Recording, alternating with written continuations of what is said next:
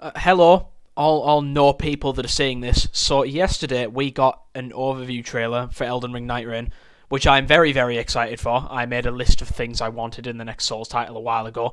Not like content, don't worry, I wasn't asking for this crazy crossover. Mainly like little gameplay changes, like, better movement, better just quality of life, really, because I love Elden Ring just as much as the next guy, but we all know how much just wandering around in that world can be a pain in the ass, and some things are just not great.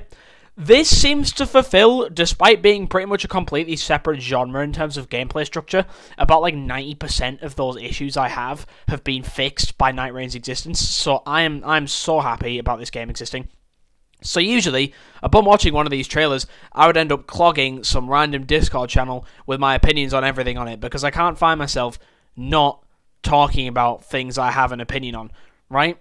So today, I wanted to save my friends the issues of seeing me just clog up their channels with comments about every single second of a trailer, and I wanted to simply make an overview video on it instead, because I thought it would be more useful to have my opinions all compacted into something like this that people don't have to listen to if they don't want to, but I also want to express what I think somewhere.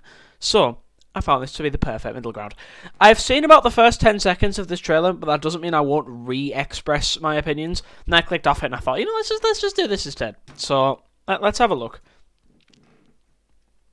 Peggy Ooh, 16. look at that. European age ratings. Right, problem one. Valiant Gargoyles exist. Immediate deduction of points for me. Also, I don't know if I'm tweaking here. This is going to be a massive overanalysis if you couldn't tell. Why are Minecraft videos on my autoplay? I don't know if I'm tweaking here, but I swear he double jumps up the enemy. Either that or he's already stood on the floor. I don't know if I'm seeing things looking at that. All these cutscene shots we're seeing do look like something story-related, by the way, which you often don't really get in this kind of format for a roguelike. I played The Binding of Isaac, and I know it has a story, because you get the different endings, you can piece together the lore, there's a whole descent sequence and all that, but all these CGI cutscenes make me very curious that there's going to be some sort of more overarching storyline across your runs, although then again, I do heavily doubt it, considering FromSoft storytelling is very in between the lines anyway. I doubt they'd make it more blatant for a roguelike. That seems like a really weird move to make. But, not that I would complain, it just seems unorthodox. Dragonkin soldiers, I don't like them either, bringing back a very interesting set of bosses. This guy fumbles the deflect like an idiot. What a fool. Elden Ring Nightreign is a co-op survival action game where you navigate a vast and dangerous field with other players. You must become one of the Nightfarers. This is all stuff we've seen before. I wasn't part of the beta test myself, but one of my friends was, because I don't actually own a PlayStation, so I could not. But one of my friends stole one random guy's beta test code off Reddit and got himself in. So I've seen some things. I've not finished DS3, played about half it. This is literally the Firekeeper. The endless night, and taking on scores of vicious foes over the span of 3 days. Limveld. It is literally just Limgrave then. But it's obviously going to be... I hope there's going to be multiple maps, considering in the first trailer on the reveal, we saw the volcanic area, but I don't know if that's just a randomly generated dungeon or a different map or a sub-part of Limveld or what. But it is definitely there. Once a country that thrived thanks to the power of gods. Oh yeah, don't most Limveld countries. is now nearing its end, gradually being eroded by the night that has saturated the land. You will be deployed to Limveld to hunt the Night Lords as a level 1 character. In your current state, you won't stand a chance against that type of overwhelming power. You must gain the strength to survive by moving swiftly and skillfully. It's up to you to choose your... They are really hammering this point about speed. I do like that. This is literally the Aegir Lake. I can recognize the layout. You can choose to hunt enemies and level up. I saw that God's Greatsword. Yep, there you go. Search for treasures, weapons, and items. There's definitely going to be some busted ass items in this game. Bases guarded by soldiers to gather information from hidden operational maps. Oh shit! You can like put waypoints on where stuff is. That is cool, to be fair. Challenge powerful enemies, wandering the land and learn. She's doing a fucking backflip. Challenge powerful enemies. Holy shit. Wandering the land and lurking in heavily infested fortresses to obtain equally powerful rewards. Whether you choose to move together or divide and conquer, your character's skills, playstyle, and traits should guide your priorities. I feel like the enemies are going to be scaled for 3 people, though. You can't split up that much. Will change each time you visit. With every expedition, bases, types of enemies, chest rewards, and other features of the field will fluctuate. Sometimes your exploration... I do hope there's a lot of randomization, because I know the people had problems with the beta test of things getting samey. I do hope dungeon locations are randomized and it's not just their content, because those like maps that show you where things are, they could be an incredibly cool concept. I don't want them to just throw that away by some people just learning other dungeon locations that aren't properly randomized. I do hope they really lean into it being a roguelike if they want to take the roguelike path with Nightreign. So it could be difficult. It's still not going to be terrible if it's not like entirely randomized like I want it to be, but at the same time, I do feel like they should definitely be watching how much it's randomized. By enemy ambushes, where you may encounter unpredictable events, like sudden meteor strikes. Holy shit! Meteor. There's definitely going to be falling star beasts in there. I think I literally just saw one. Even more dramatic changes can also appear. Ah, here's the fire thing. Like erupting volcanic craters bubbling with lava. So if these whole areas can just randomly spawn, like you can just walk to a random part of the map, and they said fluctuations can happen with the volcanic areas, that definitely gives me hope they're leaning into the randomness, because if a whole volcanic crater can spawn off randomness, I don't think we have anything to worry about. Forests. Oh, this is the forest with the spider from the first trailer, wasn't it? Who dares explore it. Remember seeing a tree avatars! Oh, bliss. I love those. You will face new choices as the battlefield evolves with each expedition. Holy shit. Evaluate every That is a domain expansion. Use your skills to fight back and survive through the night.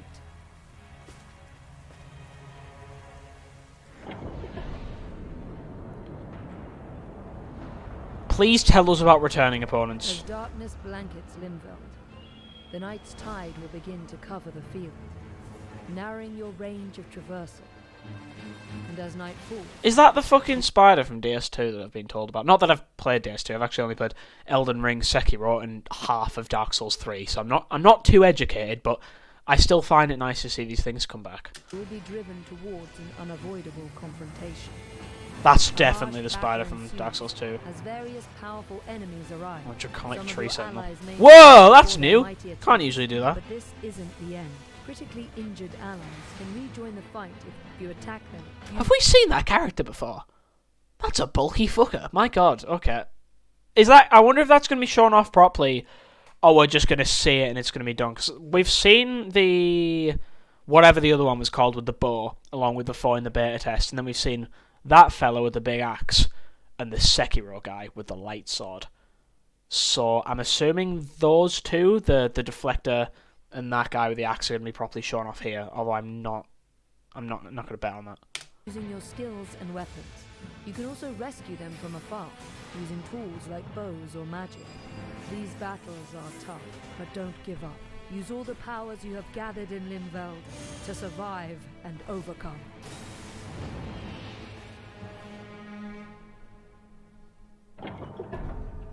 A shot. Yeah, this will be where they show off the other two. Ooh, they're keeping one hidden. They're keeping one very deliberately hidden. I mean, my friend was telling me about, oh yeah, they haven't revealed the last character yet. But I didn't think they'd show a character select and then just keep one off it. Like, I didn't think they'd show a character select at all. So that's definitely a much more deliberate decision than I thought. What could it be? Because it's not... I mean, when the question was first raised about, oh, they're not showing off the final character, my first assumption was, oh yeah, it's the Wretch equivalent. But they're keeping it hidden. Watch it just be a random button. Right, let's take a good look at these. So we've got, obviously, Wilder, Guardian, Duchess, Recluse, we're all in the demo. So we've got like a mage, people who want to play Bloodborne, a tank, and then people who want to play Dark Souls. And then we have the bow character, that's the axe fella, and this is people who want to play Sekiro. 8 Nightfarers assembled. Iron Eye, Raider, Defeat the night. and Executor. Oh god, okay. Wow. God, this is going to be most of the community, I can tell. I mean, it's just because little katana glazers just fill the FromSoft community, but wow, I can see it coming a mile off. How's this fucker see? Lord. Each Nightfarer possesses different weapons and unique passive abilities, skills, and ultimate arts. Wilder, a knight proficient in a wide range of melee weapons. We're going to get full overviews of everyone. Enemies, or swiftly close distances. You can also launch explosive iron spikes that deal a powerful blow to any enemy. Guardian, a warrior equipped with a massive shield, excels in... Apologies for not having much to talk about. Like I said, I didn't play the beta test myself, but we have seen this already. Arrows. Their art, Wings of Salvation, repels approaching enemies. Oh, you could do that in the air. Oh, that is unnecessarily sick. You can launch yourself up one of those things and then come down with it. It's like a super jump splashdown. There's no need for that much aura farming. Right, I know there's a trailer for this guy, but I haven't seen it, so let me actually listen to this for a little bit. Iron Eye, an archer who never misses a foe's weakness, controls enemies from a distance. Oh, that was definitely like a homing shot. Injures and pressures the enemy, greatly disrupting their poise and creating openings to exploit. His art... Right, why was that like the fucking hit marker? And creating openings. Yeah, that little effect there. Why was that one hit marker that was used in all the MLG memes? That's absolutely disgusting. To exploit. His art single shot fires a supersonic arrow that pierces through every enemy and oh, that does like an after effect. That's cool. Okay. Duchess, the virtuous thief with quick reflexes, uses her cunning to confuse enemies. After attacking, she can use the skill Restage to reenact what just happened. That skill is so busted. Again. It's so gonna be nerfed. Hides her and nearby allies from the enemy's view. This character just generally looks absolutely ridiculous. Like, this just does not look fair. Like, someone's just been riposted right in front of 2 other enemies, and all they do is just turn around and think, must have been the wind. A seafarer who is resilient and unyielding in battle, doesn't flinch at minor attacks, and rampages through enemies. His skill, Retaliate, strikes back with a powerful blow. It cannot be interrupted by enemy attacks. Maybe we jumped the gun too quickly, saying that Guardian was the tank, because this seems like more of a role for taking hits, considering he can attack while taking hits. So maybe it's more of a... Maybe Guardian's just more of a mixed role. I'm not really sure. They seem very similar to me, except this guy doesn't have to rely on a shield. I hope Guardian doesn't become obscure. Although then again, this guy probably can't leap like 1,000,000 feet in the air, so, you know, we'll see. Totem Stellar summons a colossal gravestone. Holy shit! As an attack to dispel enemies. Acts as a wall to block. Wow, okay, I said can't leap into the air. That aged really, really terribly. Okay, maybe Guardian is going to be overshadowed. Good, poor guy. Amplifies the strength of allies through its protective aura. Oh god, he's got aura. A wielder of ancient magic, collects the elemental attributes attached to enemies and allies to produce different types of powerful magic. Yeah, this is the one with all the weird combinations. This does look really cool, to be fair. Fire-based spells. Her art, Soul Blood Song, can also brand foes with an archaic glyph of blood that allows allies to recover health and magic by attacking them. By mastering the style, skill... It's weird because, like, with Recluse, our regular attacks look really, really strong, and then all the others have these crazy ultimates. And then Recluse's is just sort of like, I mean, it's alright, but, like, Duchess's ult, where she, like, causes all damage to be redone. Like, you can repeat 2 ults with Duchesses. You can repeat, like, 4 ults with Duchesses. It's ridiculous. And then Recluse's just sort of helps you heal a bit. I mean, it's alright, but... I don't know, maybe I'm not perceiving things correctly, but it seems like a lot of Recluse's strength comes from the regular combat rather than the ult. which is it's a different way to take it. Health and magic. Obviously, this video makes it very difficult to judge what the characters are actually going to be like, especially for someone who hasn't played the closed beta. So we'll see. But I'm just talking about what I'm seeing at first glance from what I'm being shown. Maybe the health recovery is just insane. I don't know. By mastering the style, skill, and ultimate arts of these Nightfarers. Are we not getting an overview of Executor? You mean person. Also, I just noticed this is literally from the release trailer. The reveal trailer. The release trailer, God, I wish. But I didn't actually realise that the deflect there actually staggered the enemy. That has just hit me right now. So that does do posture damage. It is literally just Sekiro. May be able to survive and defeat the knight. Is that our final playable character right there? Is Blue Mikola? What? Who is this? Ooh. Everything's suddenly a bit more intense. The Hidden Round Table Hold serves as a base for Nightfarers preparing for battle in Limveld. Relics recovered from expeditions. Love the passive marionette soldier just watering plants. Relics have a diverse assortment of effects, ranging from increasing stats to altering the performance of skills. Different relic combinations can alter your gameplay experience, so try out different approaches and see what suits you best for the journey ahead. In a corner of the back room, a small jar merchant operates a bazaar selling various goods. Once you accumulate the currency Merc, earned as battle rewards, it might be worth checking what's on sale. Using the fitting mirror, you can unlock new costumes with Merc. Oh my god! Skins! No way! Allow you to change your Nightfarer's style to suit your tastes. Some costumes might even look familiar. Elden Ring Fortnite, it's real. Oh my god, it's the fucker from Dark Souls. Okay. As you battle against the night, fragments of your lost memories may return, giving you glimpses of who you once were. By recovering these fragments of lost memory, you can fill in the blanks of your Nightfarer's blurred recollections. Oh, that's so cool. Conversations with other Nightfarers or residents of the Round Table Hold might reveal new objectives. What? Achieving these goals during adventures in Limveld will help unravel the past, revealing each Nightfarer's origins and purposes. That's so cool! So you can talk to people, they can give you goals, and you effectively can divert yourself mid-game, go do something else for your own like personal story.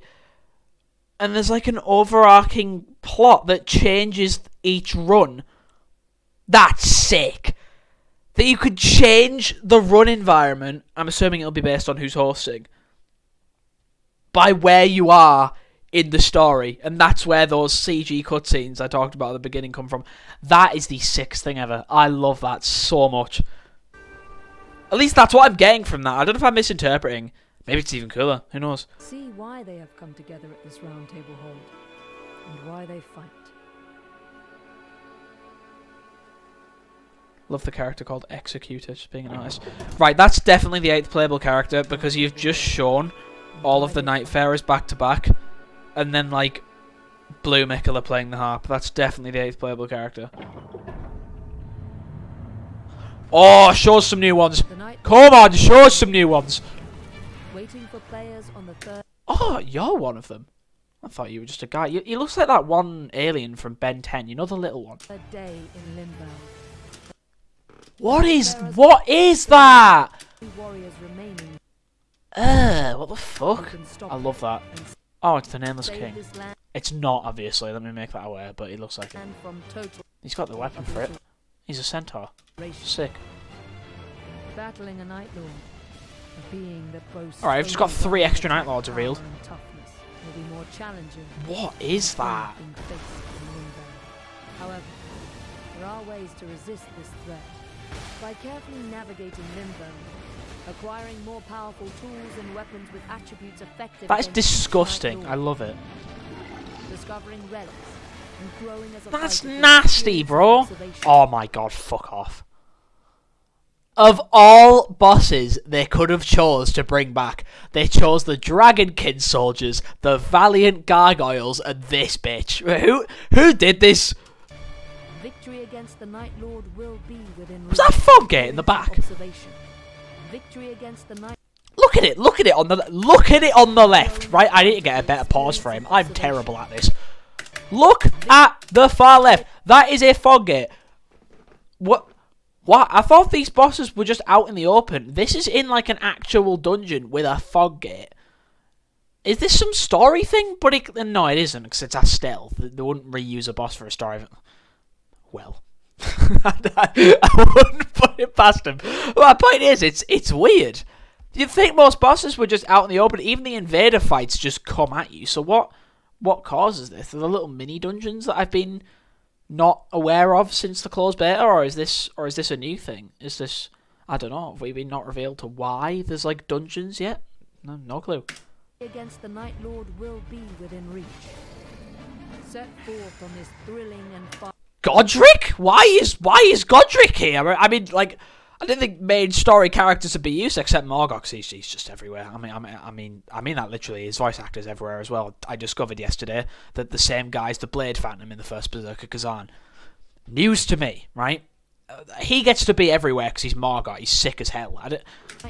Godric. I mean, there's obviously Lanciax. I mean, I think that's Lanciax. I mean, who else are going to be Senesax? But, like, you know. And he has aspects of the Crucible. Filled with danger and achievement. Dare to stand together against the fall of night.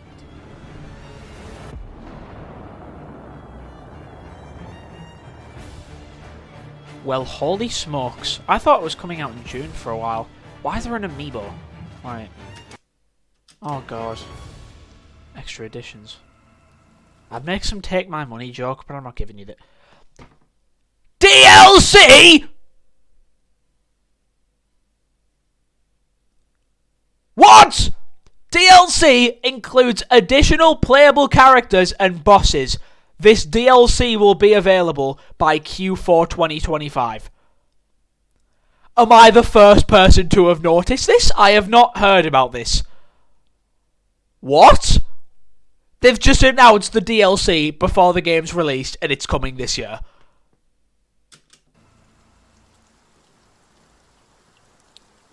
Get a bonus gesture. Right, why are Minecraft YouTubers recommended? I don't appreciate Sky Sports either, to be honest. Wow. Well, that looks peak as fuck. DLC this year, and they drop it in the overview trailer. The audacity of these people. Okay, this game looks peak. The blue person is so the 8th playable character. Just you watch, right? You'll all realise I was right when the game comes out.